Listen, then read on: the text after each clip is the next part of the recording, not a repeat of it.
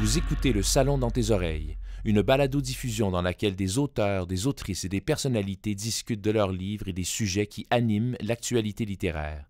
Les enregistrements ont été faits lors du dernier Salon du livre de Montréal. Deux auteurs, une autrice qui ont lancé des livres dans les derniers mois et axé un petit peu aussi, pas sur le temps la nostalgie, mais où est-ce que ces histoires-là, ces œuvres-là, dans le cas de Jean-Sébastien, ce sera complètement une œuvre axée sur les années 80, ou est-ce que c'est un docu-livre à la limite.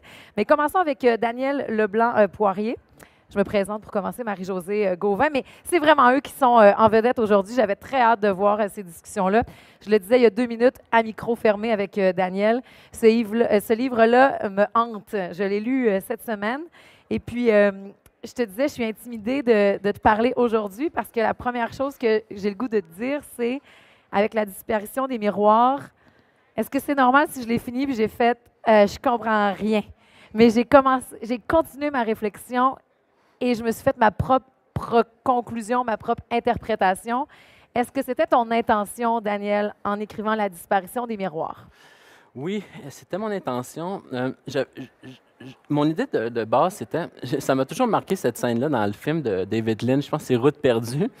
Je ne veux pas vendre le punch, mais il y a quelqu'un qui sonne à la porte à un certain point dans le film, puis le gars est dans son appartement, puis il répond, puis il dit « Qui est là? » Puis le gars, il fait juste dire un message.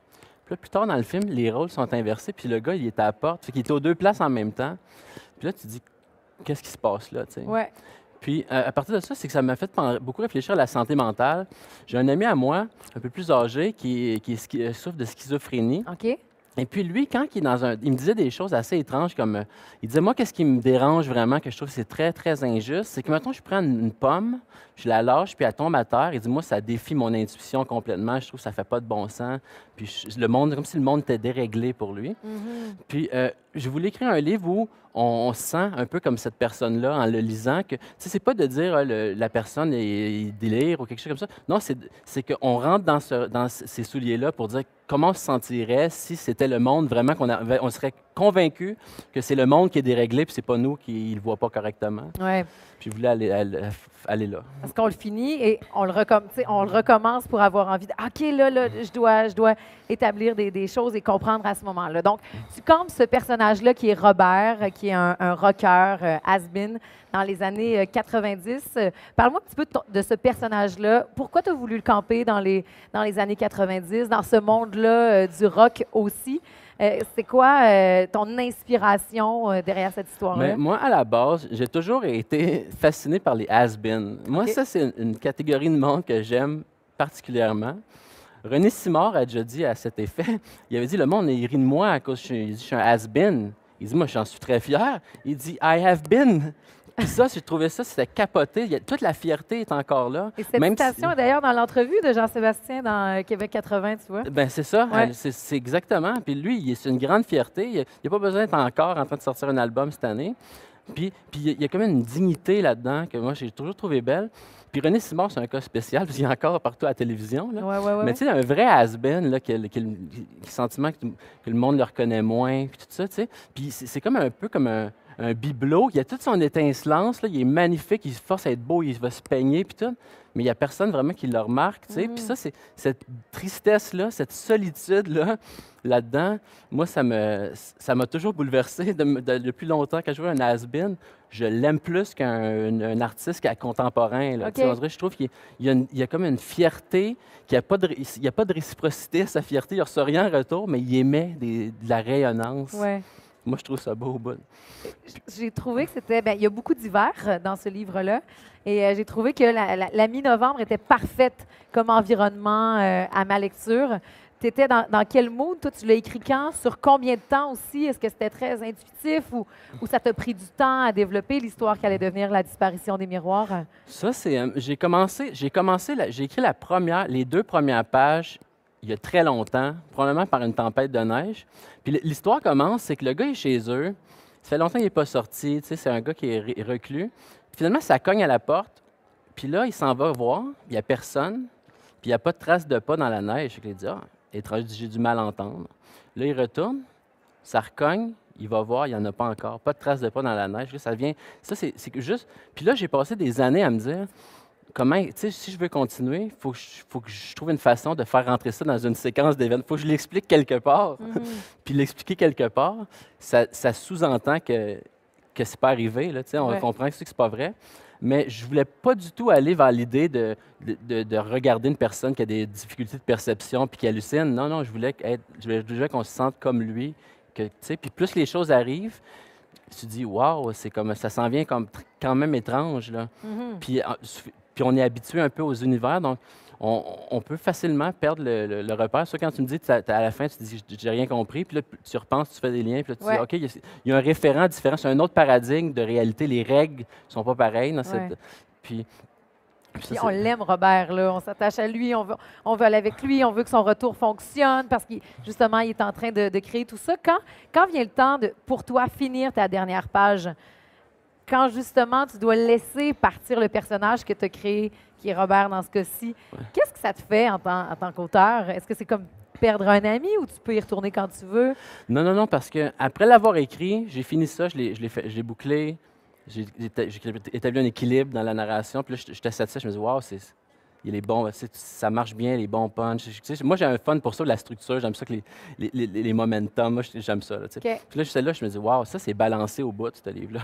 Fait que je l'ai envoyé, mais après, même encore, je commence à faire des petits gestes. Et un peu comme je personnifie mon personnage. Ah oui? Je me sens un peu de moi. Des fois, je vais. Juste jouer à ça. Toi-même, c'est très Robert, ça. Ouais, c'est Robert. J'ai un peu l'esthétique, cheveux gras, on sort pas, on a un manteau trop grand. Puis on dit, oh, on regarde le monde de loin un peu. Puis j'ai commencé à développer. Puis c'est un jeu un peu, mais c'est un jeu qui est très, très plaisant, ce qui reste avec moi jusqu'à temps que j'ai un nouveau personnage. Puis le prochain sera un autre sorte. Le prochain va t'habiter. Oui. Dans ce cas-ci, Robert va par moments espionner un petit peu. On le disait, c'est un homme qui ne sort pas beaucoup, qui est très sur lui-même, mais il va espionner ses voisins. Il va se mettre à imaginer certaines histoires, peut-être. Est-ce que c'est un atout pour un auteur, justement, que d'espionner toujours un peu pour que ça devienne une source d'inspiration, peut-être? Est-ce que c'est une façon de faire pour toi? Bien, espionner, c'est un peu fort. Il les voit, là, sont là. Tu sais, ça veut dire, c'est pas comme s'il prend des stratagèmes. Mais cette idée-là d'observer les autres, tu sais, comme dans la solitude, il y a comme une porte de sortie de la solitude, c'est d'aller voir les autres. Mais tu sais, t'es pas. J'étais assis dans un bar il y a comme 3 semaines, puis moi, je vais là, je bois un petit Bloody Caesar, je parle pas à personne. Puis je me sens bien. Je me sens, c'est bien. Puis là, quelqu'un me dit, mais qu'est-ce que tu viens faire ici? Tu ne parles pas à personne. Mais j'ai dit, moi, venir ici, c'est comme d'aller travailler dans un café. Tu comprends? Tu ne parles pas à personne, mais ça donne il y a comme un feeling qui. Tu peux observer les gens, mais tu n'es pas obligé d'être en interaction avec eux pour prendre quelque chose d'eux. Pas prendre, mais comme voir quelque chose, puis de se l'approprier, puis de changer un peu notre ressenti. Puis moi, souvent, je n'ai pas besoin d'être en contact avec les autres personnes pour en retirer quelque chose. Puis ce trait de caractère-là de Robert, de regarder par la fenêtre, c'est juste un gars qui regarde par la fenêtre. Il ne fait pas de crime, mais il aime s'observer ici à quelle heure que le gars va promener son chien. Puis il remarque ça. Puis ça le rassure beaucoup. C'est sécurisant au bout. Tu vois toujours le même monde passer à la même heure, à la même place. Il y a quelque chose là qui est vraiment sécurisant. Pour un personnage comme ça, qui se sent seul au monde, isolé au bout, tu ne peux pas être plus isolé qu'un chanteur has-been. Ça ne fait pas de bon sens. Puis, mais ça le relie au monde, puis ça donne contact avec l'humanité sans que personne le voie. Dans le fond, il est enfermé chez eux, puis le monde ne sait pas qu'il est en train de regarder. Tu disais donc que Robert t'habite par moment jusqu'à temps qu'un nouveau personnage émane de ton cerveau. Est-ce que présentement, tu es déjà dans un autre univers créatif pour un prochain roman?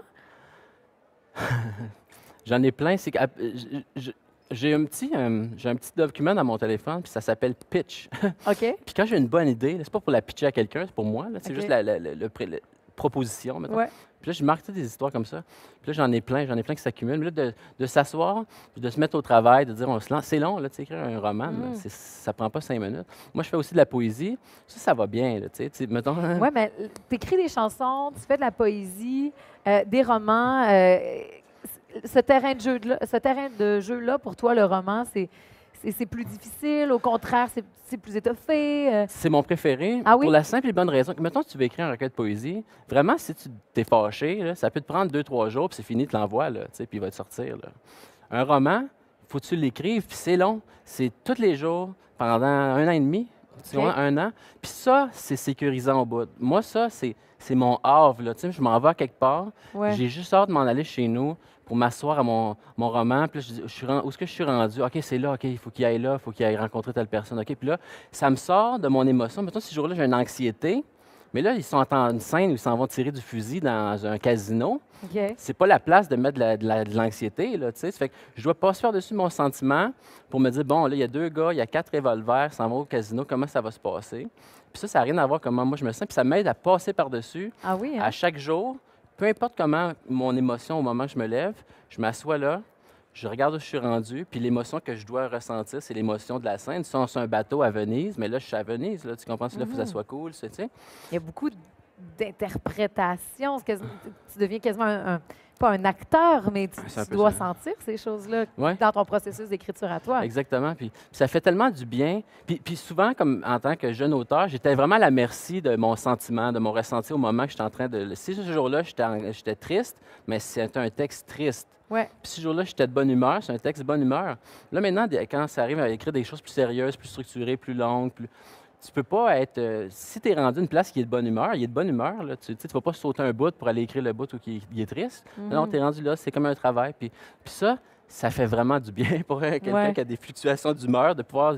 C'est pas moi qui choisis, c'est eux qui choisissent, c'est le roman qui choisit, mais ça me permet de dépasser mon sentiment à chaque fois. Puis est-ce que tu es capable de travailler sur plusieurs projets en même temps? Tu vas te dire, ah, justement, peut-être mon humeur d'aujourd'hui va me permettre de focusser plus sur ce poème-là parce que ça me rejoint plus. Ou quand tu te lances ou dans un roman ou dans une chanson, quoi que ce soit, tu dois compléter le projet avant de te lancer dans d'autres choses? Oui, je le complète, peu importe. J'essaie vraiment de passer par-dessus comment que mon état du jour pour aller, si j'ai ça à faire, faut que j'essaie de faire mes choses comme ça sans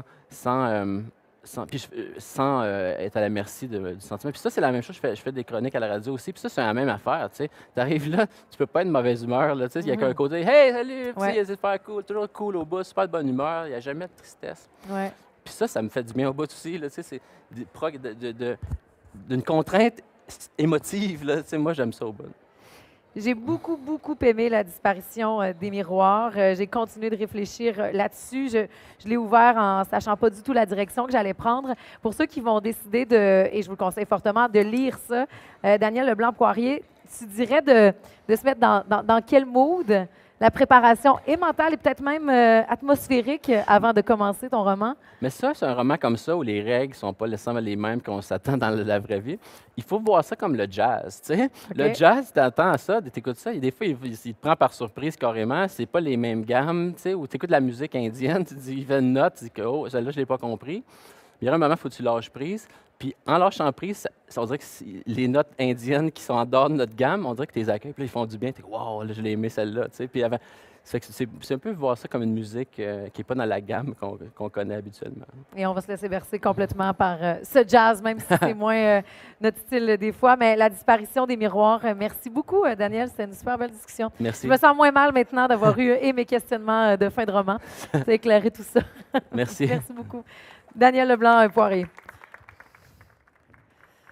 Ce sera au tour maintenant de Sophie Lorrain de poursuivre la discussion. Sophie a écrit ce 2e livre-là, Fausse route. Ça avait commencé donc avec En route vers Nowhere, 10 000 copies vendues. Et maintenant est sorti cet été, Fausse route, avec des allers-retours justement dans les années 90, dans les clubs vidéo, dans les souvenirs d'école, tout ça. Bonjour Sophie. Bonjour. Tu m'as dit tantôt, vite fait, quand on s'est rencontrés, j'avais hâte de parler de mes livres parce que tu as lancé ça. Ça a été un grand, grand, grand succès, le premier. Le deuxième est une suite. Parle-moi de Fausse route. Où se situe-t-il dans ton univers littéraire? Bien, en fait, Fausse route, c'est l'histoire de Marjorie, qui est la meilleure amie de Sarah. On découvre Sarah dans En route vers Nowhere. Donc, c'est pendant que Sarah et Sébastien sont partis en road trip, ben, on découvre ce qui se passe du côté de Marjorie. Donc, Marjorie qui va vivre son été à Montréal, qui va commencer à travailler dans un club vidéo, justement. Et dans En route vers Nowhere, on revenait dans le passé de Sarah pour apprendre à mieux connaître l'évolution de sa relation d'amitié avec Sébastien. Puis dans Fausse route, ben, on apprend, dans le fond, on revient plus du côté des histoires amoureuses de Marjorie à partir de son primaire jusqu'au début de sa vingtaine. Et c'est toi à combien de pourcentage ces histoires-là et ce personnage-là ou ces personnages-là? Ben, beaucoup, en fait. Ouais. Oui, inspiré de gens de mon entourage aussi. Est-ce que dans ce temps-là, on demande des permissions ou on fait lire ou on... Ah, ben, on c'est quand donne en même premier? très romancé, Ouais. là. Il n'y a pas de truc direct. Mais c'est ça, beaucoup inspiré de gens de mon secondaire aussi. Marjorie, inspirée de la relation, en fait, de Marjorie Sarah, inspirée de ma relation d'amitié avec ma meilleure amie au secondaire. Donc, ça vient de là. On parle donc des années 80, on le fait avec Daniel, avec toi aussi les années 90, de retourner dans cette nostalgie-là. Pourquoi, toi, en tant qu'autrice, tu voulais aller là et surtout, ça te fait quoi dans le processus? Quelque chose de réconfortant, j'imagine? Vraiment. Ben, en fait, c'est parti du fait que quand j'ai écrit le premier, j'imaginais, au début, je voulais écrire une histoire pour ados, en fait. Je voulais que ça se passe au secondaire. Puis là, je me disais, je veux tellement pas être obligée d'inclure des cellulaires, des textos, puis tout le côté réseaux sociaux, technologie, ça me tentait zéro d'aller là-dedans. Ouais. Puis finalement, en écrivant quelques scènes, ben, je revenais toujours aux référents que j'avais, moi, aux références de mon secondaire. Puis des années 90. Puis j'ai commencé à écrire ça, puis ça me réconfortait, ça me faisait rire. Puis je me suis dit, c'était aussi dans le temps où, dans le temps, ça fait 2 ans, là, mais où il y avait toutes les reprises un peu, tu sais, de Beverly Hills, tout ça, Ouais. qui revenait, qui faisait des On reboots. faisait des remakes, ouais. Des remakes. Fait que il y avait quelque chose, c'était comme dans l'air, puis j'ai dit, je vais le faire, puis ça va sûrement parler à des gens qui ont connu Mais ça. complètement, on voit les référents. J'ai écouté du John Mayer, là. En l'écoutant, j'ai pas eu le choix. Ah, c'est vrai, j'avais oublié cette chanson-là, je vais aller la réécouter. Donc, on retourne dans ces zones-là. Dans le cas de Daniel, il disait, j'ai besoin de... je m'attache à mon personnage, il vit un petit peu à travers moi, puis même quand je le laisse aller.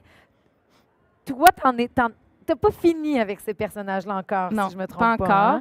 Hein? C'est certain que, comme Marjorie, c'est vraiment plus mon passé un peu amoureux, zéro, il n'y a rien qui fonctionne, puis c'est des déceptions et tout ça. Fait que Marjorie, c'était beaucoup ça. Dans En route vers Nowhere, Sarah, c'est plus un peu l'histoire rêvée de la fille qui, avec son ami du secondaire, puis que ça finit par déboucher sur quelque chose. Puis, ben non, j'ai pas fini parce que j'ai exploré un peu l'amitié Sarah-Marjorie dans les retours en arrière, mais je veux clore ça avec un 3e tome qui sera vraiment axé sur les 2 filles, vraiment leur relation d'amitié au travers des années.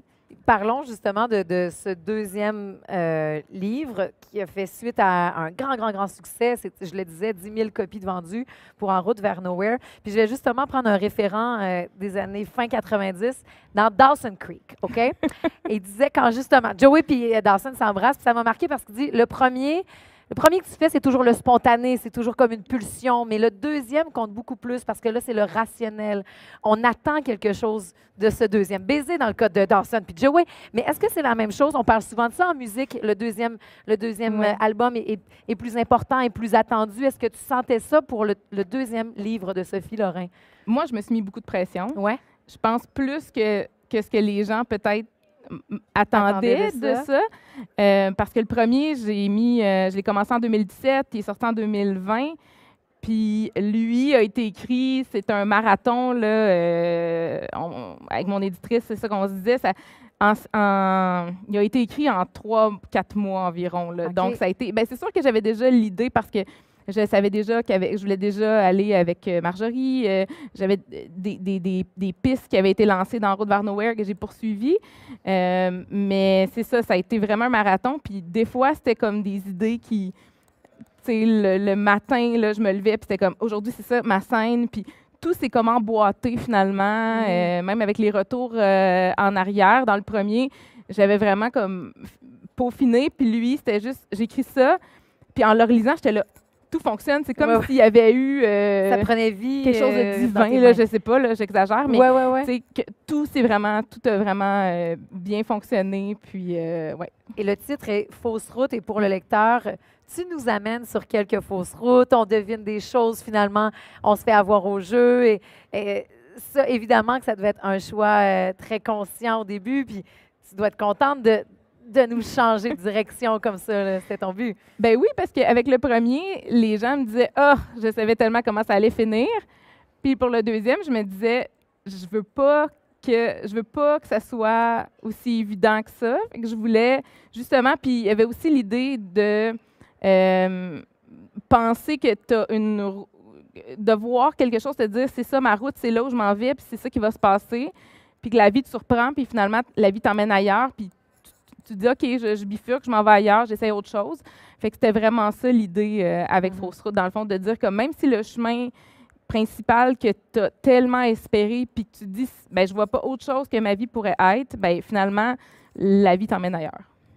Je veux que tu me parles parce que, Sophie, tu es aussi journaliste et rédactrice. Tu ne fais pas qu'écrire tes romans à temps plein. Comment tu t'y prépares? Tu sais, parce que, mettons, là, tu as fait ton premier, tu sais, c'est important, on faisait pas ça. Tu sais, il y a le syndrome de l'imposteur des fois qui embarque, mais tu fais, j'ai tellement une histoire, je voudrais tellement la partager. Peut-être qu'il y en a qui nous regardent, qui ont plein d'idées comme ça. Puis dans ton cas, tu prends des retraites d'écriture. Au contraire, c'est par soirée. Comment tu fais pour écrire ton œuvre, pour prendre le temps? Ben, c'est sûr que le deuxième, vu que j'avais pas beaucoup de temps entre le moment où j'ai décidé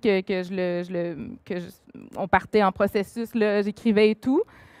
Donc, ça a été, là, mon travail a été un peu mis de côté. Je me suis vraiment dédiée à ça. J'en rêvais la nuit. Je pensais à ça sans arrêt. Ouais. Je prenais des marches, puis, tu sais, les personnages m'habitaient. C'était très intense.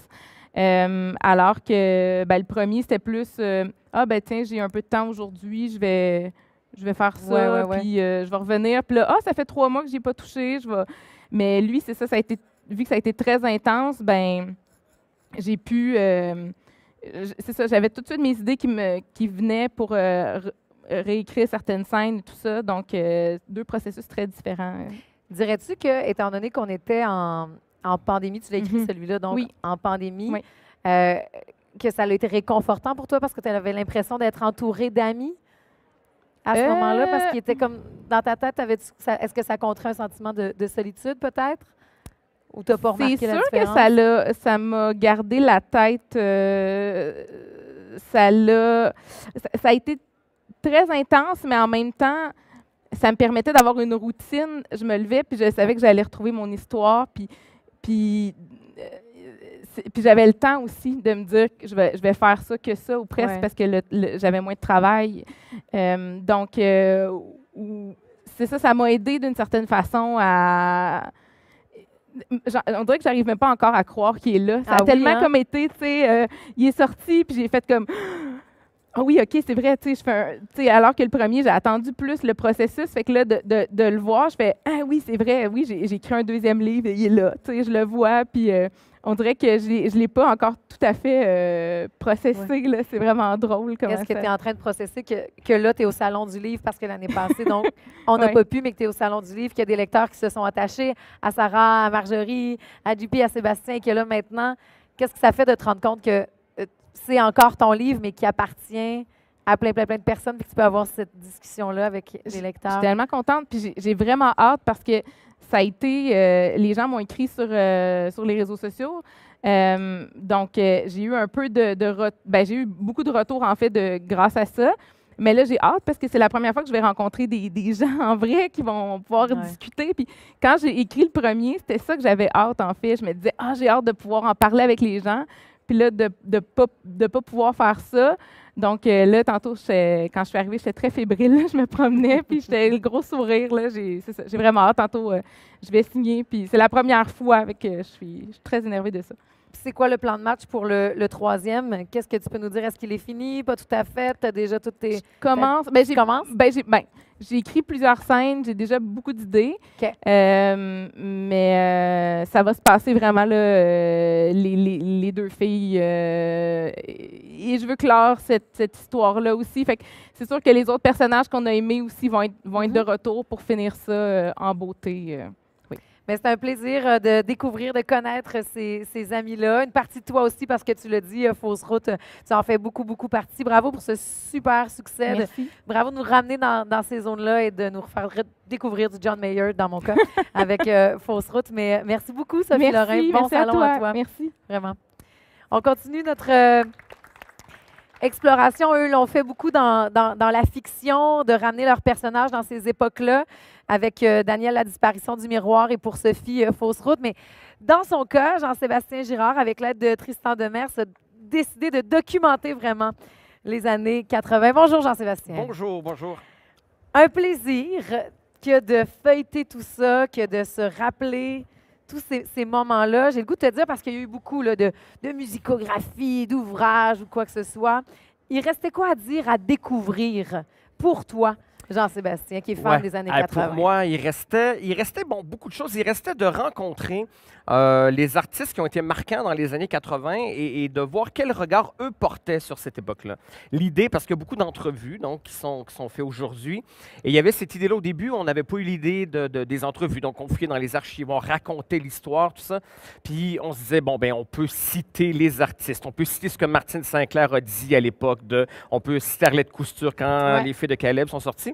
Mais on s'est dit, ça serait intéressant, comme nous, on a un regard, effectivement, 40 ans plus tard, qu'eux aussi aient un regard sur ce qu'ils ont fait, sur la portée de cette œuvre-là, comment ça a été, comment ils ont créé quelque chose, en fait, le mouvement c'est ça. On pense à Lancer Compte, on parle à Jean-Claude Largue, ils ont inventé une nouvelle façon de faire les choses, et c'est avec le temps qu'on peut le mesurer. Fait que ça, je pense qu'il y avait l'idée du rétroviseur, en fait, qu'on voulait qu'il y ait dans ce livre-là. Oui, le fait de ne pas juste prendre des citations sorties de l'époque, dirais-tu que tu en as eu plus, justement, parce qu'avec un certain recul, on est prête à dire plus de choses. Je trouvais ça super intéressant tantôt quand on parlait de René Simard, qui, effectivement, m'a avoué plein de choses, pas parce qu'il les avouait juste à moi, il le dirait à tout le monde aujourd'hui, mais je veux dire... Mais à ce moment-ci de sa vie, à ce moment-ci de sa vie, exactement. Si j'étais juste allé avec les entrevues qu'il avait données à l'époque de Tourne la page, par exemple, cet album-là, évidemment, il y aurait eu la cassette, il y aurait eu effectivement ce que l'agent, ce que l'attaché veut entendre, alors que là, il y avait un regard c'était une époque à la fois grisante, mais à la fois épouvantable, parce que j'étais vraiment une machine à saucisses. Il était rendu à 18 ans, je pense qu'il était rendu à son 64e album. Il dit, on faisait des albums pour toutes les occasions. Là, il dit, c'était la fête des mères, la fête des pères, la fête du travail. On faisait un album pour la fête du travail, ça n'a aucun bon sens.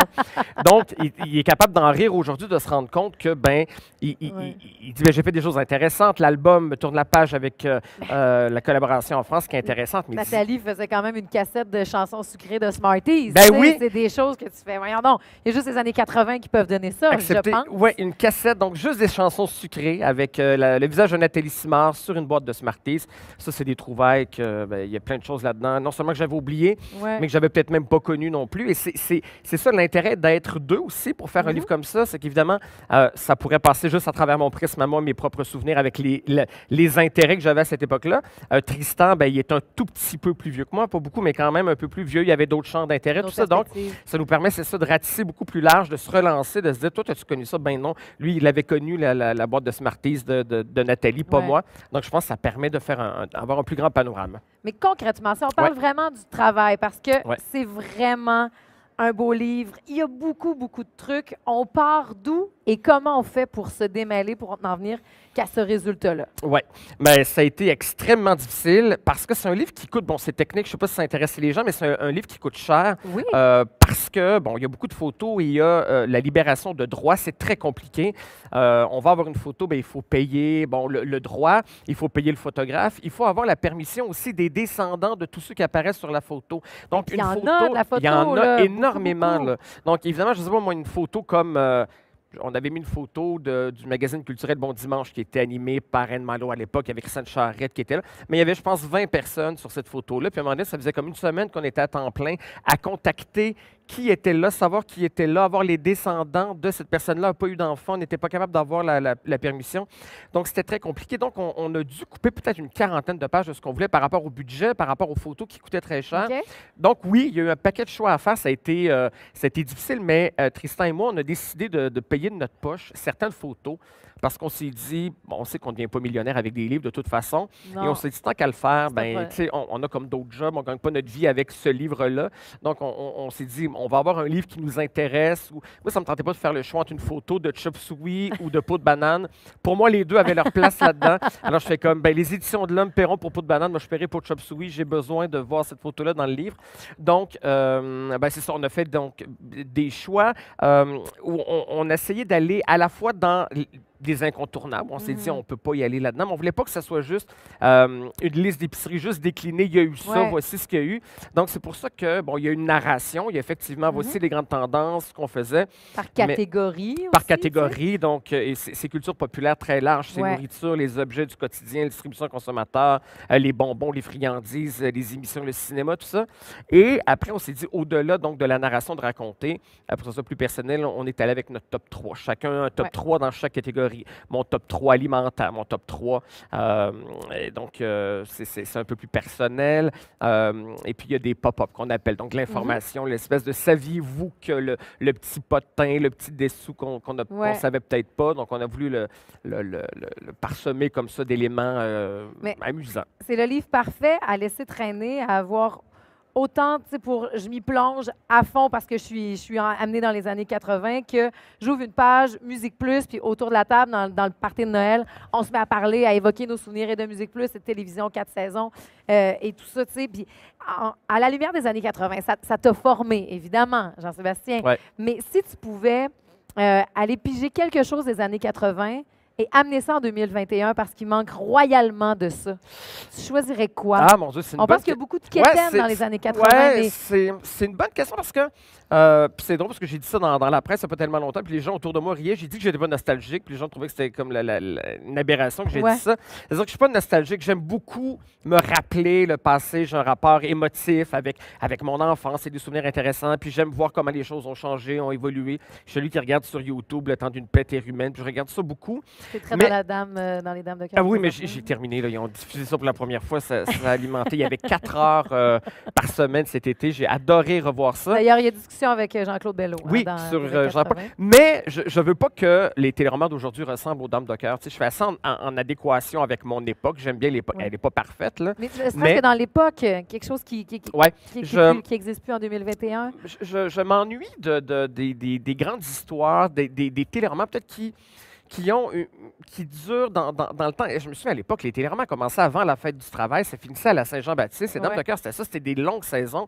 Ça durait des années. Aujourd'hui, j'ai de la difficulté avec, je veux dire, puis surtout, bon, il y a la série sur tout.tv, mais là, maintenant, on est dans la mini-série. J'ai écouté Fourchette la semaine passée, que j'ai Un beaucoup aimé, mais là, ça m'a pris 1h30. Un Puis ça, après-midi, c'est comme ouais. une saison complète. C'est 5 épisodes de 12 minutes.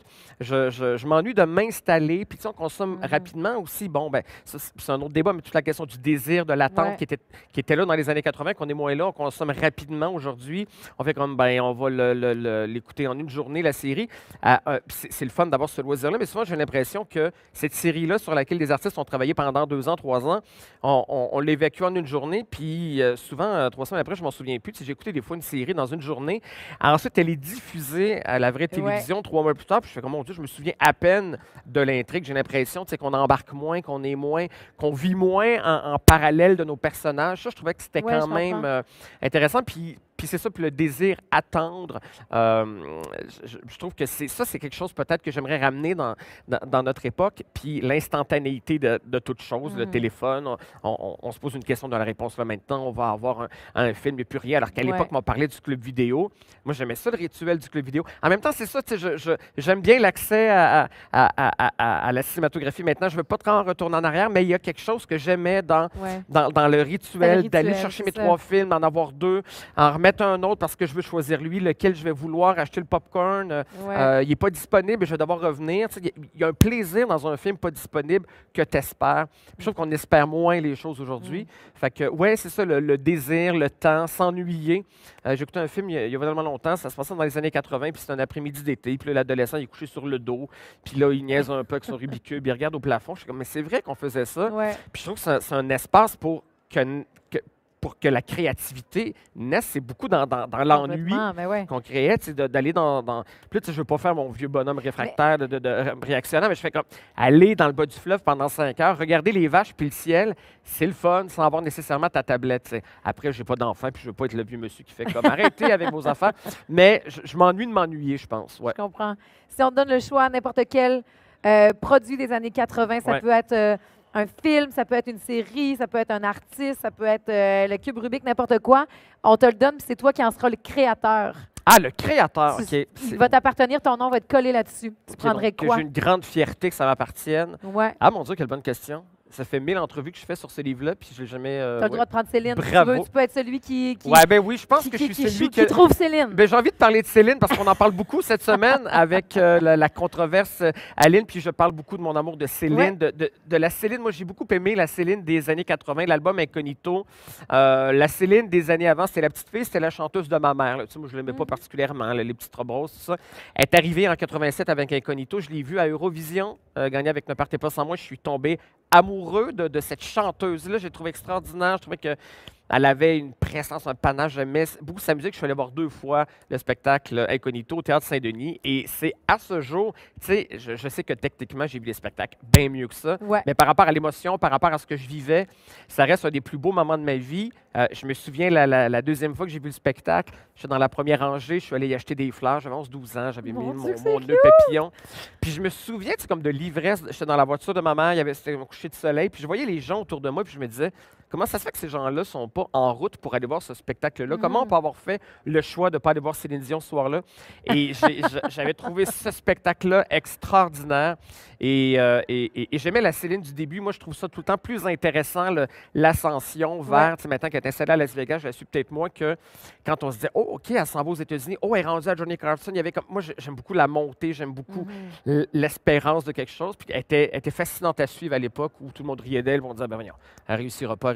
Mais moi, Ouais. j'étais fasciné par ce personnage-là Qui a se pris créait. naissance dans les années 80 Absolument, complètement. voilà. Vraiment. On se moque beaucoup du fait à la soirée, des fois, que tu es maintenant un auteur, Jean-Sébastien, mais D'un tout petit livre, on rit beaucoup de l'épaisseur de mon livre. Voilà. ben, écoute, il y a tout quand pour même, vrai quand là-dedans. même, Non, oui, non, oui. non, quand même. Mais est-ce que tu te vois être auteur de d'autres choses? Est-ce que tu te vois écrire des romans, des fictions, peut-être des Non, recueils? je pense pas. C'est pas l'intérêt qui manque, mais j'ai pas le talent et c'est pas de la fausse modestie. Je suis pas un auteur. Puis, tu sais, ça me fait rire là, quand je vois plus c'est écrit auteur. Là, tu sais, T'assumes-tu? ben, je l'assume, oui, je suis content. Il y a quelque chose de. Je l'ai photographié, je l'ai envoyé à un ami tantôt, je dis voici ma passe d'auteur, mais je ne suis pas vraiment un auteur, tu sais. Puis tu sais, je fais des entrevues là-dedans, c'est quelque chose que je fais dans la vie, des entrevues, tout ça. Après, bon, c'est sûr, c'est pas le même travail, mais tu sais, moi, j'ai beaucoup d'idées dans la vie. Je pensais être un auteur à 20 ans, mais j'étais celui qui lisait des livres. Puis qui se disait, OK, je vais en écrire un après, puis je faisais juste du sous-ça. Je me suis d'avoir découvert Maxime-Olivier Moutier dans la vingtaine, puis je me suis dit, ah ben oui, je veux écrire. Je savais pas qu'on pouvait écrire comme ça aussi, une littérature aussi tranchante, aussi. Il y avait quelque chose dans la violence qui correspondait Tu ne comme à pas la trouver ta passion. voix à là. toi. Là. Ben non, puis Ouais. j'ai pas, c'est pas un talent que j'ai. C'est ardu pour moi. J'aime écrire pour la radio, pour des numéros, j'aime écrire ce qui va. J'ai une écriture orale, tu sais, très. Mais j'ai pas ce talent-là. Puis. Mais après ouais. avoir fouillé les années 80 comme ça, après avoir écrit cette œuvre-là, est-ce que vous vous êtes dit que vous alliez faire un 70, un 90? Oui, ça se pourrait. Des livres documentaires Ouais. comme ça, j'adore faire ça, faire des entrevues. Puis on se posait la question si ça fonctionne bien. Je pense que oui, mais est-ce que ce sera les années 70 ou 90?